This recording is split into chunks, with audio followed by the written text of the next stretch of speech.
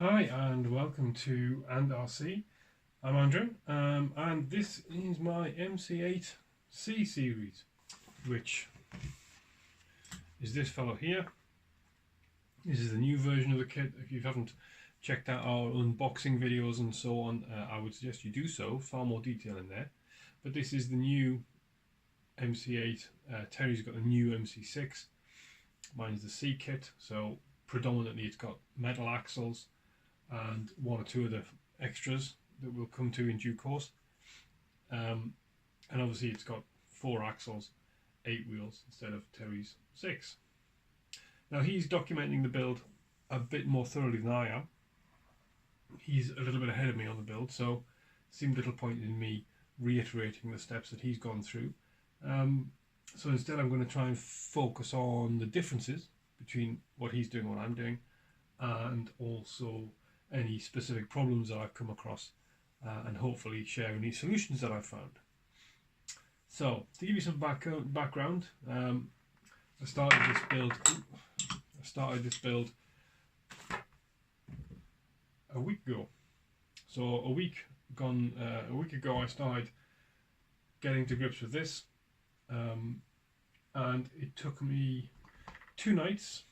So it was a Monday, Tuesday night to get the chassis together, to get the gearbox in, and to get the gearbox servo sorted out. I think I did that on the Wednesday evening straight away. I then did some filming abortively, so that was Wednesday, and then on Thursday and Friday it was getting the suspension together and then getting it mounted, get the axles mounted on the truck.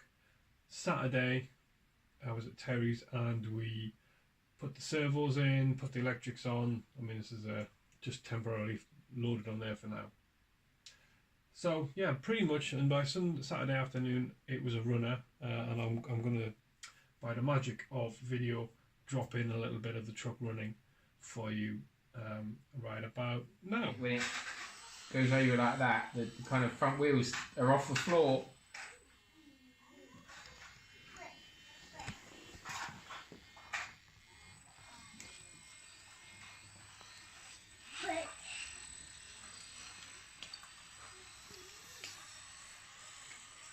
Okay, so that's the video. It is running, and now there are 1 or 2 issues that I found with it, but we'll come back to those. One of them is in the video you saw already. A slight electronic pulsing through the motor, which was more noticeable in crawler gear than it was in high speed gear, but it was there nonetheless. So I think I've got a little gremlin with this. But let's back up. I'm going to kind of talk you through the manual a little bit, and we will have a look at the different stages, and to see which ones may cause problems as we go. So the first thing we did, first step, I mean there's an awful lot of this manual, I should say, and Terry said it as well, a huge amount of this manual you don't need. It is, so much of this kit comes pre-assembled for you. It really doesn't need, there's so many stages and more information than actual usage. So we can see we've got the wheel setup, which is great if you're going to use the standard wheels and tyres, which I'm not. As you can see, these are not the standards. You've then got a couple of pages of the gearbox breakdown, which is useful but not necessary because the gearbox is pre-assembled with the motor stuck on it already. So all of this stuff is okay, interesting, but not something you need to action.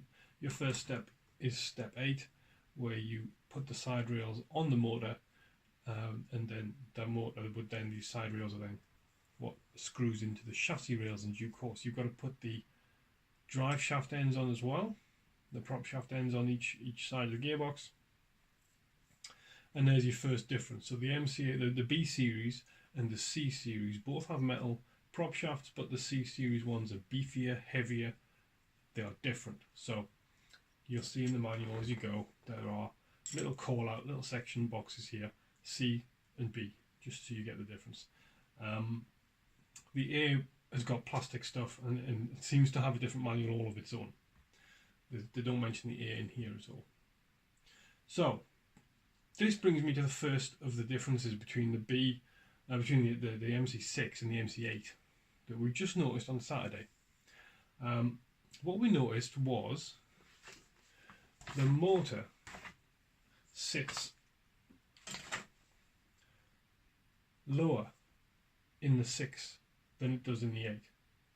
So my ground clearance is better. We wondered whether one of us had done it wrong, because the two kits are quite similar in a lot of senses. But we noticed that Terry was getting hooked up on the draft excluder thing we were rolling over, and I wasn't. And we quickly narrowed it down to the fact that his motor sits lower in the chassis than mine does. And it's correct. We looked at the manual and it is correct the way we've built them. Now, the reason we think for that is because of where things are positioned, proportionally speaking. Effectively, his 6 stops here. Alright, it's a little bit different to that. There's a little bit more overhang on the back of his. But effectively, this is an MC6. Yeah, at this point onwards. And his cab is going to finish about here. So I think on the 6 series, they dropped the motor down to let the cab sit properly. Whereas on the 8, the cab's further up the chassis, and the rail, the flatbed, sits above here. So they can have the motor a little bit higher, you get more clearance. Coupled with the fact that I've got slightly less distance between these two axles than he does. Again, it's good, I'm glad. I mean, this thing weighs a ton compared to his, but it does appear the 8 at least scores in the ground clearance and this side of things. So anyway, that was a difference that we noted and caused us to refer back to the manual. The rest of it, I think from there, you're pretty much step by step. You've got the chassis rails going in, the chassis supports. Not all of them are screwed in at this point, stage 9 in the manual. Some of them are, some of them aren't. I didn't tighten all the bolts up straight away. I left a lot of the chassis bolts loose so that if I needed to expand to get something in, I could, and then tighten them up afterwards. The big issue you have with the kit at this point is the gearbox servo, which I believe I've got sorted out. So let's get the camera and I'll show you the gearbox servo. We'll talk a bit more about the problems that you might have with it.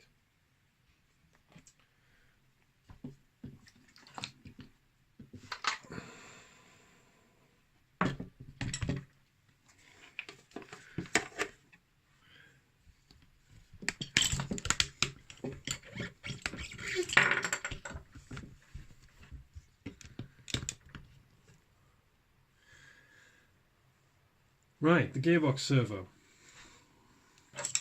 Here she is. It's this little fellow in here. So what happens is this is a two-stage, two-speed gearbox, and this servo is there to pull the servo, the gearbox lever out or push it in. Different gear each time. Can't remember which way around it is, but you've got a crawler gear or you've got a high-speed running gear. You don't have a whole bunch of space in here. The servo is, there's the horn. The servo horn is in there. You do have a convenient hole in the chassis somewhere there to allow you to get to the screw and screw the horn on.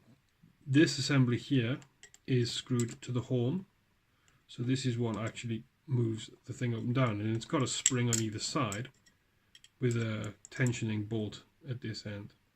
So it's not direct action, there's a certain give on the spring and then it moves the lever just to, I think, soften the action a little bit, less stress.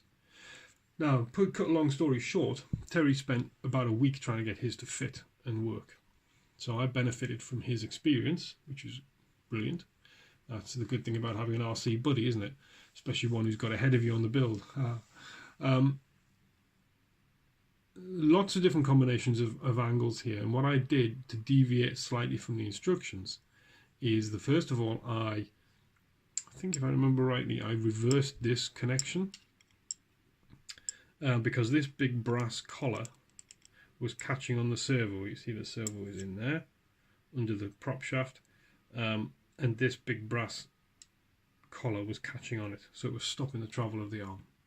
So I reversed that connection round to get the bolt head on this end. I also changed the bolt out, so it was a rounded head rather than a big square collared one, again for clearance past the servo. And I changed the nut. You can't really see it on there, but the nut that the kit comes with, big silver nylock bolt, I changed it for a smaller one. Obviously the same size thread, but a smaller physical bolt, again for clearance issues. You've got two big screws sticking up in through the chassis rails here, so you don't have a lot of room under the C section. I'll maybe show you. It's such a ton weight, this thing. Can you see in there now? You can see the there's one of the bolts, the other one's back there. There isn't a lot of room. Oh, crumbs! There isn't a lot of room for this to avoid hitting. I've got this servo box wedging this up so that there we go. So yeah, so that's a thing. Okay, so you don't have a lot of room, so I've reversed that connector around and tried to make the components of it as small as possible. By reversing it around, I've managed to get kind of straight pull on the servo, which is nice. I didn't want it pulling out at an angle, so it's a nice straight pull. And it just took a bit of playing to get the right combination of joints and so forth, pulling all in the right direction. So it now works. There's it pulled out, so that'll be one gear, and then you can push it back in to the other gear. Yeah, a little bit further probably. And then it will click. There you go. Yeah, click in the gear as soon as it starts running. You can apparently change this while the truck is running, and I have done so inadvertently. One thing to watch out for on your transmitter, as far as this servo works, you're going to need, if you want to use this, you're going to need to use, say, channel 3 and channel 4 for your lights or your sound. I mean, you need quite a few channels if you want to play with all the toys that this truck comes with. But the important thing is that your transmitter must be able to activate the channel and keep it activated. So my transmitter, which is a 4-channel Absema, I've got lots of switches and buttons, but they only work as long as the button's pressed. So you let go of the button and it reverts back to the original signal. So it's like a little flashing your headlights. It's great. I can just click the button and the headlights flash and go off again. But if I want the headlights on permanently, then I have to reverse the channel. I don't have a toggle switch to hold the channel in a certain position. Terry did on his Traxxas handset, so that was really cool. So do bear that in mind. I have to reverse the channel to get the servo to move and stay moved. Otherwise it just comes back again. So the truck goes into gear, out of gear, into gear, and it's not very good. So just watch out for that. If you're going to get one of these 2-speed gearbox trucks, your transmitter will have to be able to deal with holding a switch in a certain position, like a toggle switch. All right. So that's the gearbox servo. That's probably the main thing about the whole build so far for both of us. The gearbox servo, really a bit of a chore. Just takes some time, a bit of playing around with, and that was the reason why I didn't bolt everything in really tightly to start with, because I wanted a bit of space. I wanted to be able to get in and move things around a little bit. I did have it in and out a few times. So once you get that lined up and properly, I also should point out that you will need to be careful with the throw on this servo as well, being able to limit that throw. So not only activate it as a switch, so a locked switch, but also to be able to limit the throw on it. There isn't a lot of travel there. You know, there's not a lot of travel on this servo to make that action work. You know, I mean, I've got it on something like 50% throw each direction. So it's obviously you don't want to be riving at the thing at 100%. You will potentially damage something will pop a connector or the gearbox itself, hopefully not. But so, two things, yes. You need a lockable switch and you need to be able to alter the throw on that servo. Now the rest of the rig, while I've got it upside down, let's just have a little look at where we are. Well, I'll carry on with the instructions. I'll tell a lie, I'll carry on with the instructions. Let's keep it real. Let me put the camera back and we'll press on through the instructions. So that completes step 10, which is just the putting in of the servo and the putting the gearbox in. Just be careful. You don't have to do any drilling. It says about drilling some of the holes out here. You don't have to do that. That's all fine. You will need to supply a steering servo horn as well. Shouldn't be a problem, since they all come with them. It does need, or I should say, it does point out here, you need a 20mm servo horn. Can you guys see that? Yeah, so it's 20mm, okay, not included. So it's fine that the servos generally come with them, but it needs to have a 20mm gap on it. That's what it recommends. Okay, so just, again, I wouldn't overdo it with that. I don't know, I think mine was about 20mm. I kind of widened the hole a little bit. But it's just altering the geometry of the throw, I suppose. It remains to be seen whether the 2-speed thing is any good. I'll tell you now, right, the crawler gear is great. It's going to be just fine. This is a 45-ton motor, so it's not going to be the fastest thing in the world. And you put it in high-speed mode, and the thing shoots across the floor. To me, the high-speed gear is too fast. It's just too fast. I don't want the rig to be zooming about like a crazy thing. It's going to be big and heavy and probably going to roll. Okay, so it's just not for me, that high-speed nonsense. So it may be that I don't use it a great deal. I have a hankering to put a 55-ton motor on the top anyhow, just to calm it down and really give me that torque and you know, crawling performance that I think this rig is going to need. Anyhow, that's for later. Terry will do his nut. Carrying on, step 11, easy peasy. Rattle through this. It's just bolting the remaining cross members in that you haven't done so far, and putting in the suspension brackets. So these link brackets that the links are all attached to, you put them on as well. The big plate for the front ones and the plate for the back ones. Oh, what I would also suggest is, you'll notice on my rig here, can you see in the picture there, I haven't got the tail lights on. It should be sticking out here, because basically they'd get in the way. Until you get the wheels on, you're going to snap those things off, okay? They're quite bendy, but they're not that bendy, and you will. This thing is substantial, right? Substantial. Let me just give you a quick idea. There's a 12-inch rule to the back of the chassis. Look how far up the chassis it comes. It doesn't come halfway. Okay, this is a giant thing. You don't want bits hanging off the side of it or the end of it. You're going to clout it off something. So that's that was step 11, nice and easy peasy. Step 12, 13, building up the links. That's fairly straightforward to do. Or step 12, you don't need to bother. That's putting some of the axle gear together. So you build up the V-links that sit on the top of the axles.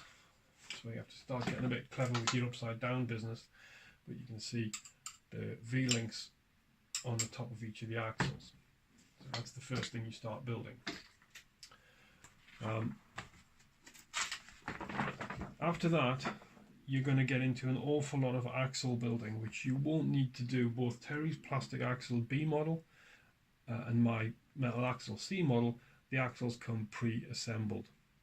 So the only thing we're really going to have to do is make sure we put these V-links on the right way.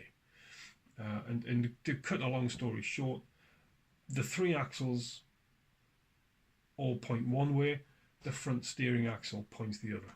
Okay, so the front steering axle points towards the front of the truck, and the other 3 axles, all the V shape is all towards the back. Okay, so all the back ones look, all the 3 look like this, and that's the front one, the first axle, with it opening that way towards the front of the truck.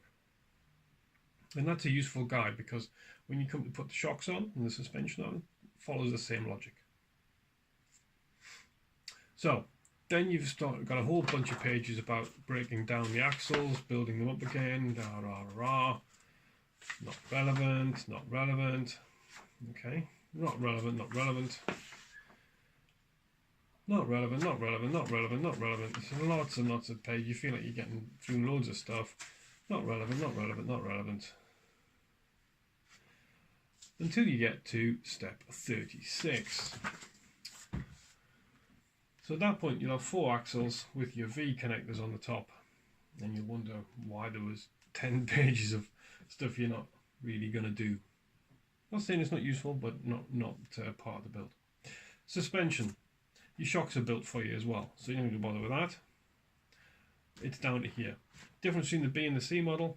The C model has metal top pieces and sort of spring cups. The B model has plastic ones. So the C model talks about Loctite thread locking. The B model less so, because you're going into plastic. So what are these pieces?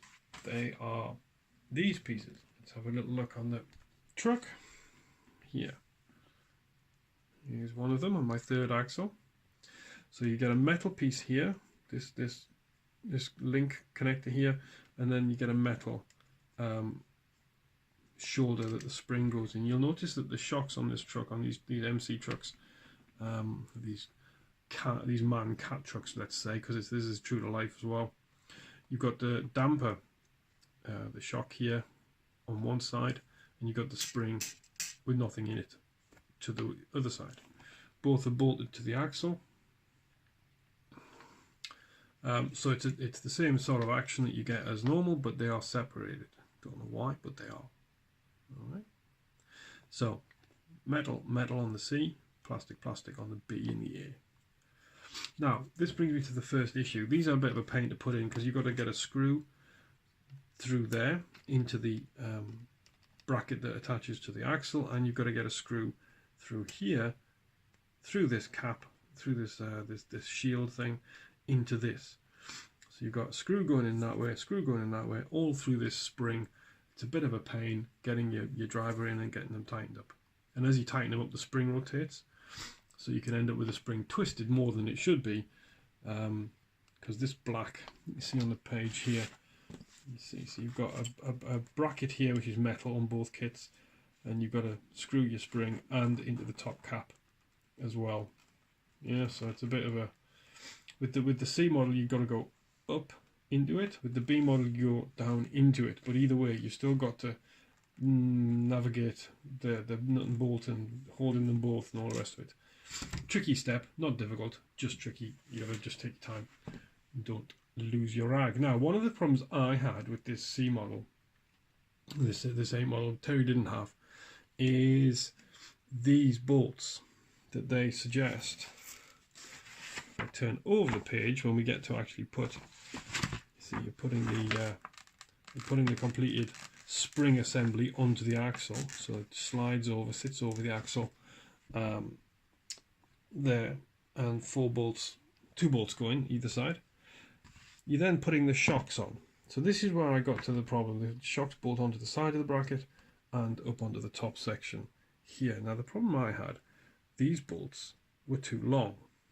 It says in the manual that they are M3 by 14s, but they were, I'd say these are 12s, and they fit perfectly. The 14s left a millimetre or 2 sticking out. I don't know whether the holes in these weren't drilled through properly, but none of them would accept the 14mm screw bolt properly. So having a little supply of these wouldn't go amiss. Okay, let me just put this back down again. Right. So, excuse me. So that gets your shocks on, and again, this is a point to watch out for. The direction of travel, the direction the shock bolts on, the angle of these pointing out, follows the same as the V-shaped links you've put on. So with mine, I've got my links, these are pointing that way, and that way, and as you can see, so are these. Right? They're all pointing that way, all pointing to the back, except the front. This whiz the front round, So when we look at the front, you see these are pointing the other way, and so is the V pointing the other way. Alright, so the front axle, everything's facing forwards, and the other axles, everything is facing backwards. Alright. So you bear that sort of thing in mind. You can't go too far wrong. And obviously you won't be able to put them on the axles. You won't put them on the chassis at the end. You'll find out you got it wrong because it doesn't fit. So then you've got, in this case, 4 axles to do. You've got 2 links to make up to make sure the axle is sitting square on the chassis, and prop shafts. Prop shafts to go on. Just watch your link measurements. It shouldn't be too difficult. It's not a scary idea to do. Again, different prop shafts, so just point that out between the B and the C. And you just carry on. You do that 4 times, really. That's it, 4 times through. Which page am I? As you can see, this is all comma stray. So you've got 4 axles to sort out, and then you get on the really complicated couple of pages. Well, they look complicated, but it's not. Which is putting the axles on. So as methodically, just do 1 at a time. I started at the back. Drop your back axle on, and do make sure you realise which way around you are. Terry, he managed to get his axle upside down, so he had the springs at this point sticking up. The whole thing's upside down, so they should be pointing down. Anyhow, I won't mention that too many more times, Terry, I promise. So you slip that on, bolt it in, job's a good one. Pop the prop shaft in, next axle in, bolt that in, job's a good one. It really is quite methodical. Okay, it looks a bit scary, but it's quite a methodical process to do. Yeah, and then you get to the front, same again. Make sure your steering arms are pointing in the right direction, i.e. in towards each other. It shouldn't be too difficult to work out, given the drive shaft arrangement and so on. And then you come to the final sort of main assembly point for the chassis, and that is connecting the links on the front steering, so make sure the axles are parallel, and putting the servo in. So the servo is different fit on the 8 to the 6. To the 6 it is flat with the horn vertical, yeah, doing the usual sort of left and right spin of the horn that we'd all be familiar with. But on the 8, because of the 2 steering axles, it sits vertically in the chassis, and as it turns, it's going to pull the wheels one way or the other. Right. So let's have a little look at it. Oh yeah, heavy blighter. So what they give you in the kit is this resin extension for the steering arm, for the servo arm I should say. Now behind this there is a plastic, the usual propeller type servo horn that you get in the kit. I'm still using the plastic one that came with this Power HD, but then you bolt that to this big extender which they give you. Alright, so that's cool. It's in the box in amongst all the resin bits on the load bed and so on. It took me a little while to find it. And as you can see, there's a rod connecting to this and a rod connecting to that, so the steering works in opposite directions. I can't really do it while it's sitting on its wheels, but the steering works by turning the servo in opposite directions, and the wheels turn together. These keep the wheels parallel, keep the axles parallel, which is pretty cool, and it all works. It's quite a complicated thing, but it works. So what servo have I put in here? I've put my swanky DW25LV Power HD servo in there, which I had in the 10.2. It was buttery smooth, but it is the most powerful one I've got. So that's the servo that's going to live in here. I haven't tested it properly yet. I've set it up, but I haven't really run it too far with it. I did have a 23 kilo Power HD in this on Saturday night, and it worked fine. But this is more of a premium servo, so I figured this is the truck to put it in. So that really in the manual. Let's get back to the manual. Once you've got your servo in and you've followed all this diagram, what I will point out, let me just, before I dive off into something else, there's a couple of things you really should watch as you're doing this, and you'll get it wrong and you'll think, oh yeah, it's just a bit of a pain. When you're putting these things together, these links, for example, they need to go under this link and under the prop shaft. Now you go along and you put all this together and it's sitting the wrong side, you can't get it under to tie onto this. So when you do it in the book, you put the axles on and all their gubbins are hanging about, and then you come to put the servo on, and that's when you'll realise you've got this probably sitting between the two or something like that, because it just flops around on its eye, you know, on its little sort of universal joint thing. So just watch out for that. Make sure these two steering arm connectors are inside, yeah, so they're behind this, nearest the chassis. I say behind, they're behind this and behind the prop drive shaft. That's one thing. Another problem I did have, and I'm hoping to get that rectified soon, is that these big bolts that go in here, there's one on this side of the axle and then there's one on this side. They are the longest ones available because they have got 2 link rods and 2 spacers on them. Let me find the page in the manual, show you which ones I'm talking about. So they are the ones that go in here. There's one there. So you get 1 link, spacer, into the steering arm, another spacer, another link and a nut. So these are part 11122 M3 times 35. We have a look over here, and the M3 times 35 appears to be threaded all the way through. And indeed, I had to thread them. I did have to thread them onto the steering arms. But the bolts I got were only half threaded. So there was an unthreaded portion to about there. And that meant I couldn't thread them all the way through the steering arm. So my bolts, let me just turn this thing up and show you. I have got a little bit too much, a little bit of, no, is this the right one? Oh, it's working all out. It's upside down and back again. Right, here's the big one.